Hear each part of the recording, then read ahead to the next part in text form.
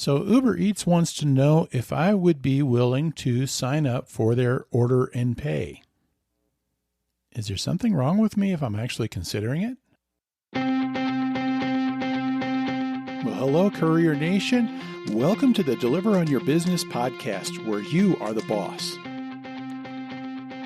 Each week, we talk about how to make the most of your business as an independent contractor, as a courier delivering for gig economy apps like Grubhub, DoorDash, Postmates, Ubereats, and so many others.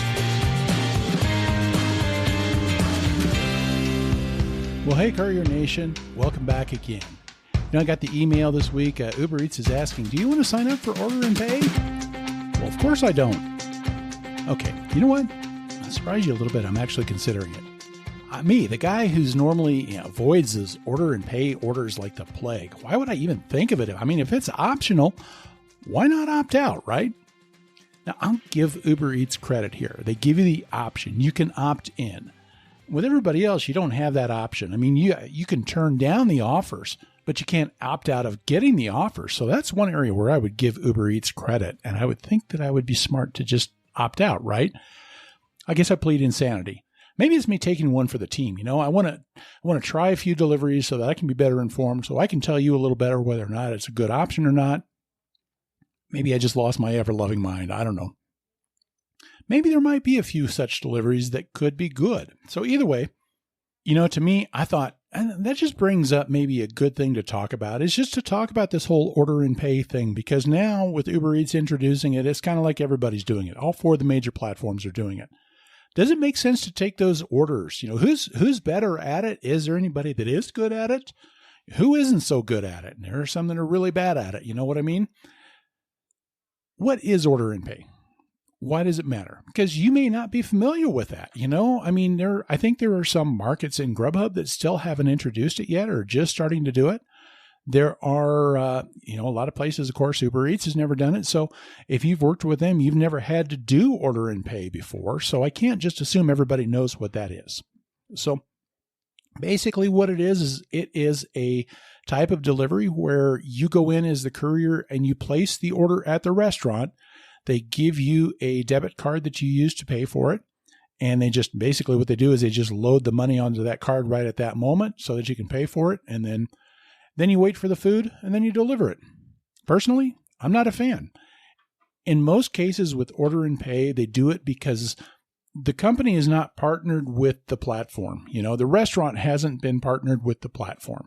What they're doing is they're just sending you in there to place the order as if you're somebody else, but they've got no agreement with that restaurant. The restaurant hasn't agreed to work with DoorDash or Grubhub or Postmates or whoever.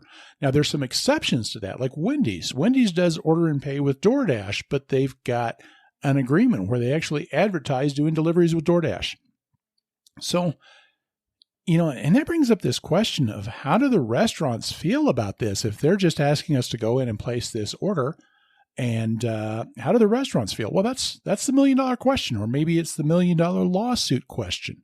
I'll put a link at one place at least, or one article of somebody that, they're suing Grubhub because they're using their trademarks, they're selling their food, they're profiting off of this restaurant without the restaurant's permission. And I think there's a lot of places that are starting to do that. And with Grubhub starting to do order and pay now, they've just ventured into it. It's kind of bringing up that whole topic all over again in a lot of places. I'm also finding a number of restaurants that are actually okay with it. They kind of like it. They can have their food delivered, but it doesn't cost them extra, and they're cool with that. Now, some restaurant owners, they're very, very protective of their brand, and I don't blame them. And some, they pay a lot more attention to brand. They pay a lot more attention to the customer experience, and they're very particular about that. They want the presentation to be right. They want everything to be just perfect for the customer. And they don't like doing third-party delivery because that's a piece of the process that they cannot control. And especially with some of the drivers you get for some of these places, they're very particular about presentation. And then it could be just any kind of shaggy old guy or girl that shows up. And so a lot of them are upset because sometimes it's a matter that there are just certain foods on their menus that they want to have on delivery, that if they're going to do delivery, it should only be these particular foods.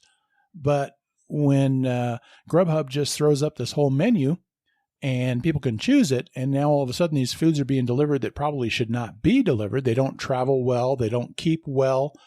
And now the customers are unhappy, and the customers are blaming the restaurant, even though the restaurant wanted nothing to do with delivery. They're not happy about it. And you know what? It's their right to not be happy about it. It's their right to say, no, we do not want these companies doing delivery for us. They own the restaurant. They own the logos. They own the trademarks. The branding is important to them, and they have every right to be upset about those things.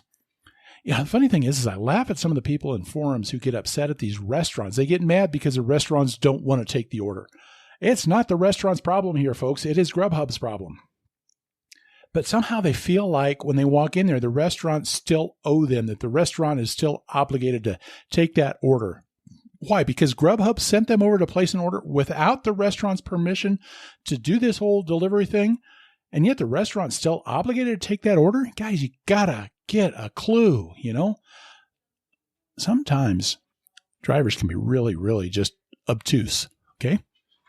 So anyway, I titled this The Good, the Bad, and the Ugly. I'm not sure that was the best title for it. It's because there's good, there's bad, and there's ugly, but I don't know. You know what? There's not that much good, really, and there's a lot of ugly.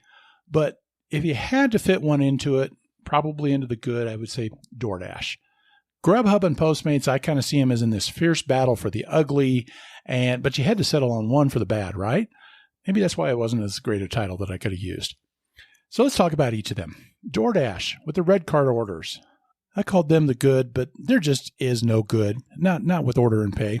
There just really isn't, but maybe they're the least bad.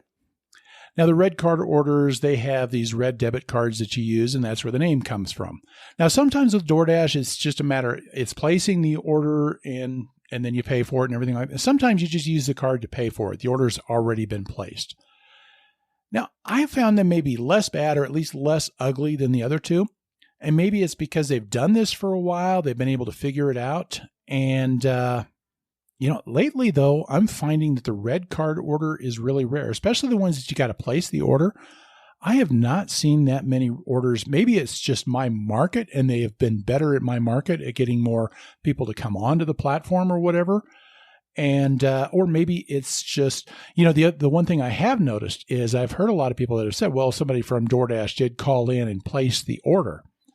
And so I think that they have done better at things like that, where I give them credit there for that, in that they're the ones placing the order and getting that taken care of, even if they've got to call it in rather than making us place the order, And then you get into Grubhub and their order and pay. They're the newcomers, the new guys on the block when it comes to order and pay. And they're the bad. You know what? Let's just call it the less ugly. They're not quite as ugly as Postmates, but the rollout for order and pay for them has not been a pretty thing. They only recently started this practice, and I'm not even sure it's really spread out completely across the country. I think this is really a desperation move for Grubhub because their market share has just been in this free fall, and they're scrambling to figure out a way to add more sources that they can get sales. And so order and pay fits into this. It's funny, though, because I've seen Matt Maloney and I've seen people from Grubhub criticizing DoorDash and Postmates for the practice, but now here they are. And I think they're grasping at straws to add business. But the other thing that I've seen that's been really interesting is I've had a lot of order and pay orders on restaurants now that they used to be on the platform. And I kind of think that's an intentional thing where, the restaurants figured out that, hey, we have to pay a 20 or 30% commission when we're on the platform. But if we quit the platform, well, Grubhub's going to do deliveries anyway. So now we don't have to pay extra. We don't have to pay out of our things. We get full price and our food still gets delivered. A genius, Grubhub, though, I think had a lot of issues with the order and pay and rolling it out. And I think it's just because they don't know what they're doing, It looks like I think it's been a shotgun approach. And it's like, we're just going to add everybody on that we can add on, whether or not. And, we're going to find whatever menu we can find and we'll just put it on there. And, the thing I really dislike about doing order and pay with Grubhub is they're the ones that are really like, oh, don't tell anybody that this is for Grubhub. They actually put that in the instructions. Don't tell the restaurant this is for Grubhub. That's garbage. The whole stealth about it is they know that these restaurants might not be happy. They're doing it anyway. And it's just, there's just something about the feel of that I don't like it. I am not going to, I've just decided myself, I'm not going to do that. I'm not playing that game. But you know what's hilarious about that is, don't tell the restaurant, but how are you going to pay for it? You're going to pay for it with a debit card. It's got a big fat Grubhub logo across the card. Did you guys think about this at all? Or here's the other thing. Here's the other thing is when they do this whole stealth thing, but at the same time, when customers call in, you know what they tell customers to do when they're calling? If you're asking about the status of the order, please call the restaurant. Guys, did you think that through? I'd like to hear that conversation. You know, the customer says, hi, hey, I'm calling to find out about my order. What's taking so long? Well, yeah, what's your name? John Doe. Oh, I'm sorry. We don't have an order for John Doe. Are you sure you called that in? Oh, I placed that through Grubhub. We don't work with Grubhub. And kind of both of them are, like, what the hell's going on here? You know, there's just a few things that Grubhub didn't think through. And we get to Postmates, which is the ugly. And maybe this is just my opinion of Postmates that just kind of pushed them to the bottom anyway. Now, to be fair, if anybody has had time to figure it out, it's Postmates, because I think they kind of invented the whole thing. You know, it's when they got started, it was really more about placing orders and things like that. And I don't believe they even had partnered restaurants to begin with. I might be wrong about that. You know, somebody that's been doing Postmates for a long time, you could tell me if I'm wrong. But Postmates has got issues. They've got some major issues, I think. Their support, when you're doing order and pay, the lack of support is a huge issue. And, you know, if there's a problem with the order, if there's stuff you need to figure out, you're kind of screwed as a driver, you know, because good luck getting through, good luck finding anything to help out. A lot of times you just run into a situation where the restaurant doesn't want to do anything. There's nothing you can do with it. And the big one for me is they don't tell you that it's order and pay when they offer you the delivery. They don't tell you. You have no way of knowing unless you've already received orders for that restaurant before and you paid attention, you know? That's critical information. This is part of this whole boundary with independent contractors that, especially when Postmates has been very aggressive about canceling contracts or deactivating drivers for canceling orders, but they don't give you the information you need to make a decision, things like that. That's a problem too. And I think the other side of things, you know, it's also about cancellation, but it's the orders that Postmates cancels or the customers cancel, whichever. They've got a much higher cancellation rate. And when that happens, when you're placing an order and things like that, it's just, you know, it's a problem. Because now, what do you tell the restaurant? I've had this happen before where I'm placing the order and everything like that. We're about done. And all of a sudden, you know, you get the little Pac-Man sound and it's like, oh, okay, this order's been canceled. Never mind. Yeah, like that puts you in a great spot, right? And it's just like this big picture with Postmates. And that's why I don't even touch them right now, because it's like there is such a huge lack of respect for drivers and especially for our rights as contractors and things like that I just don't even touch them. And that's the thing that, at least in my mind, it puts them in Uglyville. So now Ubereats is going to join the fray. And that one actually surprised me a little bit. You know, you could kind of see it coming with Grubhub because they're in this free fall where there's a desperation move, but I really didn't expect to see Ubereats dive into this, but here they are. And how's this going to work with them? Is it going to be worthwhile? Will deliveries work all right? Now, if you've been kind of reading up on what I'm talking about, I've been actually surprised lately at how well I've been able to do on Ubereats deliveries lately. So maybe it could be. I don't know.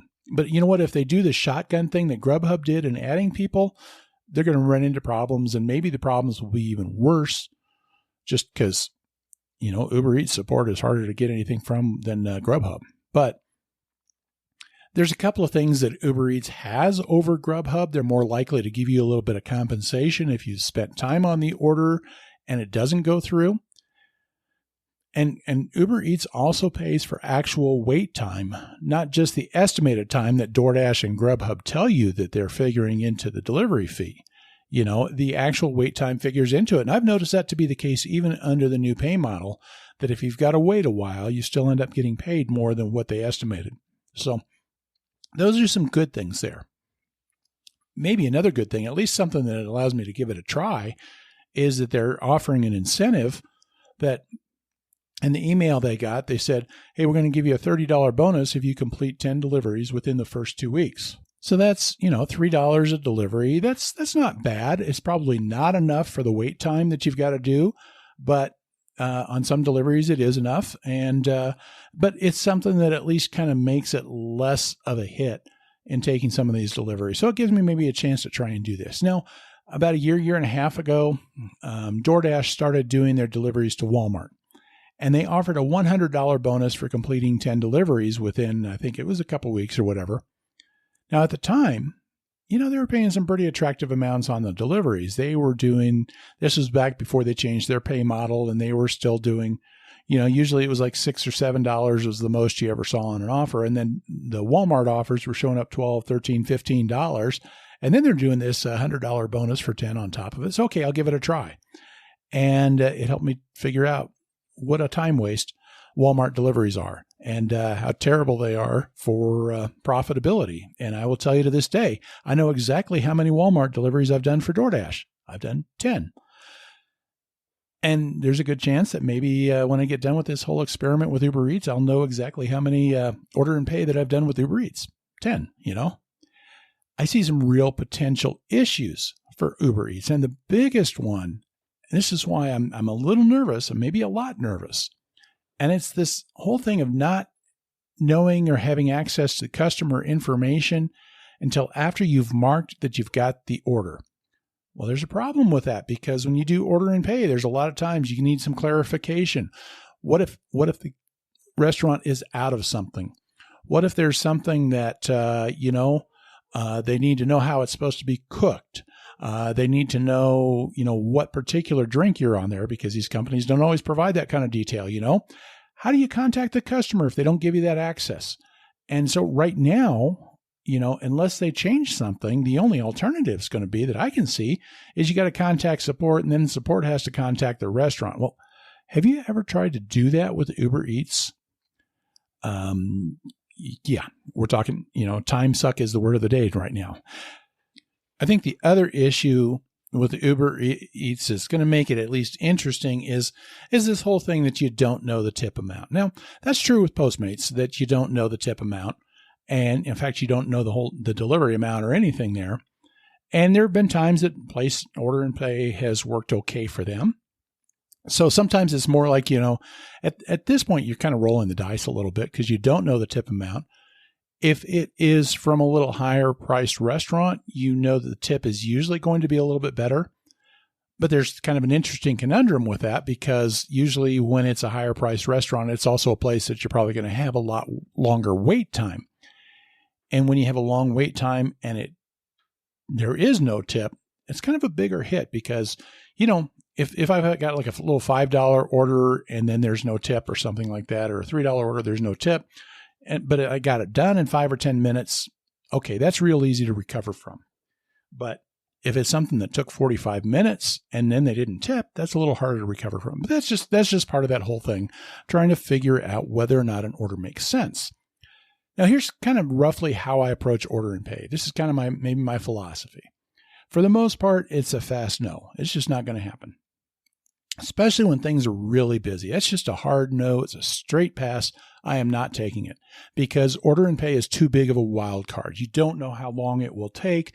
You don't even know if it will go through, if you'll be able to complete that delivery.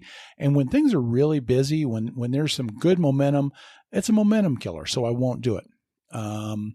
There are other times maybe when it's just kind of moderate or whatever. Sometimes you get one that comes across that's intriguing. And that's where I really recommend people take a look at, use the 40-cent rule. Go check out episode 9 on the podcast. I'll put a link also in the show notes. But you ask this question, is it going to pay 40 cents a minute or more? And actually with order and pay, I usually bump that up to 50 cents a minute. The reason I bump it up because there's too many times that you spin your wheels on an order, that there's an issue with it. The restaurant doesn't want to take the order. There's a problem with the menu, whatever, and you end up not having a delivery. And so you're wasting time. So, what you got to do is you got to kind of compensate on that a little bit, get more on the other order and pay orders. And then those few times that it doesn't go through, you're covered, So that's why I do 50 cents a minute. But in a nutshell, the idea is we'll call it for this time, the 50-cent rule is you calculate how long that order is going to take. I know you can't tell for sure, But you try and get a real good idea. How long is it going to take? What's your drive time? What's your wait time going to be? And then you multiply those minutes by 50 cents. And then you just ask, is the delivery likely going to pay that much? With Ubereats now and with Postmates, it's kind of more like, will it pay that much more often than not? Because now you're kind of playing the averages a little bit. Now, calculating the time, that can be tough with order and pay because there are so many more things you got to figure into place. Do you have to wait longer before you can even place the order? We used to get a lot of DoorDash would throw out these Steak Shack orders, and there was always a long line there. And it's like, no, I'm not waiting 20 minutes to place an order and then waiting another half hour. And so how long is the food going to take to prepare? So is it a fast food? Is it a pizza place? It's going to be 45 minutes, all of those things. You just got to take a look at all these different issues and try and figure out how much time is it going to take? Is it worthwhile? The other thing you got to keep in mind with the order and pay is you're just going to have a lot of issues with the orders. It just happens. There's a lot of red flags with this whole order when you arrive type thing. The restaurant could be out of an item. The menu could have changed. I mean, I've been in some places where the menu is absolutely completely different than what Grubhub had or whatever. So now what do? Do you got to call the customer? Do you got to call support? And now you could be looking at a lot more time just trying to figure out what's supposed to be on that menu. So that can be a real problem. I'm going to bring up another one. This one, I think maybe the biggest problem with order and pay. It seems like a small one, but it's, here's this question about filling the drinks. You have a lot of restaurants where they want you to fill the drinks, and that's a whole different area of controversy for drivers anyway, that, Grubhub and Uber Eats and everybody will tell you you're not supposed to fill the drinks, right? Well, now what happens when you go in and you're acting like the customer and the restaurant has all of their customers fill the drink? And, you know what? They're telling you to lie to the customer. They're telling you to pretend that you're the customer. But now the restaurant wants you to fill the drinks, even though we're not supposed to fill the drinks. What do you do there? And it even comes down to kind of a legal issue. It could even come down to a liability issue because we don't have a food handler's permit, and the health department can come down on us. The customer could come down on you if there's any kind of transmission of any kind of issues. You know what I mean? There's a sanitation. There's all sorts of issues around filling the drinks. But when we're doing order and pay, there's not a place where you can actually tell the restaurant that they're supposed to do it because, you know what? The restaurant doesn't have an arrangement with the delivery company. The restaurant doesn't have any kind of agreement that says they're going to fill those drinks in that area. And they're not treating it as a delivery like you and I are when we're doing that. So that can be an issue. That could be a huge issue, I think, and maybe even a bigger issue now with all the, the concerns about coronavirus and stuff.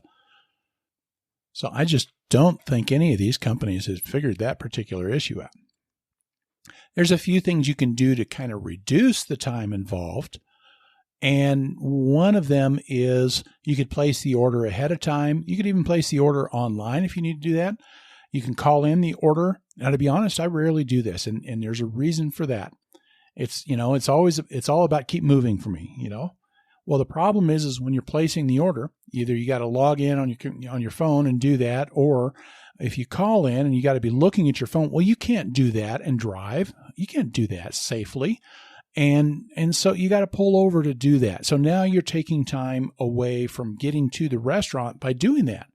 And then you do that, and then, guess what? The restaurant doesn't answer because they're busy, Or, heck, Grubhub even took away the call button on a lot of restaurants on these orders and pays lately. So now you got to go look it up, and then you got to call them, and you got to do, it's extra time. And by the time you do all that and you place the order and everything like that, you could have arrived. And at least for me, because I'm not taking order and pay that are more than a few minutes. I'm not taking any orders that are more than a few minutes away. But it's just, and then when you get into issues with the order, you need some interpretation as far as, okay, what does this mean? What do they need? Things like that, where it's just easier to handle it in person, in my experience. So most of the time, I'm not doing that first step. One thing I will do at times, if I know that there's going to be a long wait, I place the order, I ask for an ETA, how long do they think it would take? If it's 5 or 10 minutes, usually I'm waiting. And when I've decided whether or not I'm taking this, I'm okay with it even if I do wait. But if this is one of those places, it's 45 minutes. Okay, I'm firing up Ubereats or DoorDash or any of the other apps, and I'm picking up another short delivery somewhere. It's got to be quick. It's got to be close to where I'm at. It's got to be dropping off close to where I'm at, because if I take that order, I've got to do it very confident that I'll be able to be finished and back at the restaurant by the time the food is ready. Because if I'm taking that order, usually that means because the customer is tipped well enough. And when customer is tipped pretty well, I don't want to make them wait longer so that I can go get this $2 or $3 order, But in that situation, even if I get like a little $3 order, normally I'm not going to take that order. But if I can get that done in 15 or 20 minutes and be back in time for the food to be ready, that's $3 that I wouldn't have had otherwise, and I haven't lost any time. And it's short enough that I didn't really lose anything as far as cost to do it either. So that's one thing you can do sometimes to mitigate that wait time. Now, real quickly, I want to just go over, this is what I do with order and pay. This is how I treat it. The first thing I do when I arrive at the restaurant is, it's what I don't do, and I don't mark arrived. Because there are just too many chances of there being an issue that if I need to get out of doing that order, then I can cancel then. Once you've marked arrived, it's harder to cancel out of an order, right? The second thing I do, and this is something I'm going to have a lot of people argue with me on that, right away, I walk in with my bag and everything like that, and right away, I tell them, hey, this is for a Grubhub delivery. Are you okay with that? Before I go any further, because if it's an issue, then I know, and I'm out of there and I'm able to cut my losses without having wasted a lot of time. Now, people will argue with me. They'll say that's stupid to do because you're going to be cheating yourself, because too many times then they'll say no. And if you hadn't said anything, you would have been able to finish the order. Well, the problem with that is, sometimes they'll never know. Other times, you'll get partway through it, and then you pull out the card with the big old Grubhub logo. Oh, wait, we don't do Grubhub. Now you've wasted a little bit more time, And the other side of it is, it's just an integrity thing. It's my own integrity, but it's also, I think it's just a matter of respecting the restaurant. I'm sorry, I am not playing your games where I'm going to lie to the company, or, I'm not going to lie to the restaurant and pretend that I'm the customer or any of that stuff. That's just not who I am. It's not how I feel comfortable doing. And I'm sorry, Grubhub, if you don't like me being honest with the restaurant, well, just don't send me any more order and pay offers. I'm not going to be heartbroken if that's the case, Now, if there's an issue where the order can't be delivered, that's where it can be a little tricky. What do you do then? The restaurant doesn't want to take it. There's a big issue with the menu, and then the customer doesn't want to do it. What do you do at that point? Generally, what I do is I thank the restaurant or apologize to them that, okay, we won't do anything, and let them get on with their work, and I'm out of there. First thing I do is I get myself into a place where I can get another order from somebody else. I will log on with one of the other platforms, a couple of the other platforms, try and grab an order from them. Because the problem is that trying to get out of this order now when the restaurant doesn't want to take it or anything like that, that can be time consuming, and that will keep you from being able to get an order. And I'm not willing to waste the time. I'm not willing to sit still trying to get this resolved. I'm going to go out there and I'm going to make some money with somebody else. I'm not going to cancel out right away, because that's out of respect for the driver that would come afterwards, because then some other driver is going to come in and try and place the same order. I don't want to put somebody else in that same position. Now, that shouldn't be my place to even bother with that. That's the problem that Grubhub, should be concerned about. But out of respect for that other driver, I'm going to make a best effort to contact support, because I want that handled properly. I want support to know, hey, the restaurant doesn't want to do anything. And that way support just cancels the order instead of sending it to some other poor schlep. But at the same time, I'm not waiting forever on the phone. I'm not dealing with somebody in support being stubborn. Not like that ever happens. You know what? If there's an issue and I'm having trouble getting through, at that point, I'm done with it.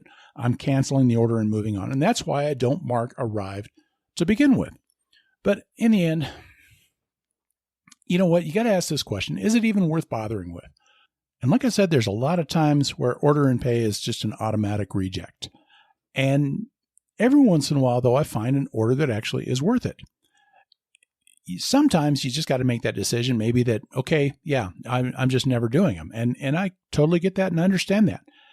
My acceptance rate on those orders is probably never going to be above single digits or anything like that. But there are times that the orders that I do take, the profit per hour is good enough that, okay, I'm okay with that.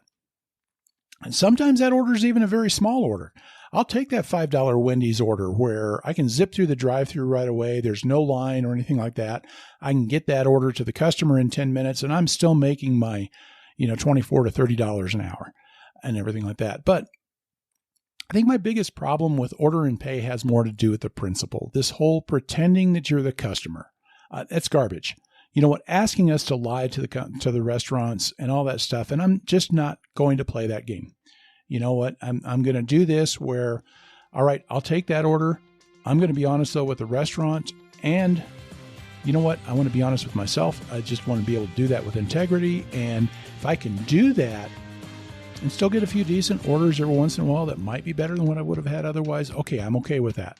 But I think in the end, it's kind of a matter of just doing some self-examination and thinking about, you know what, is it going to take more time? You got to put a little more thought into how much time it's going to take.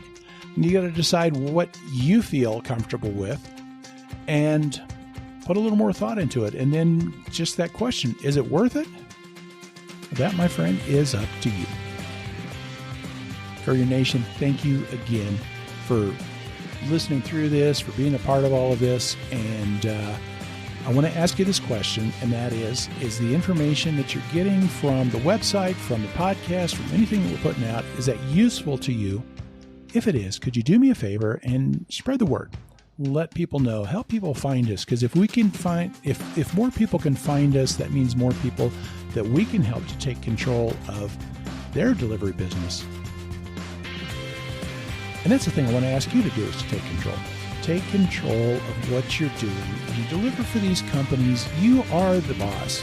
Take control of that and be the boss.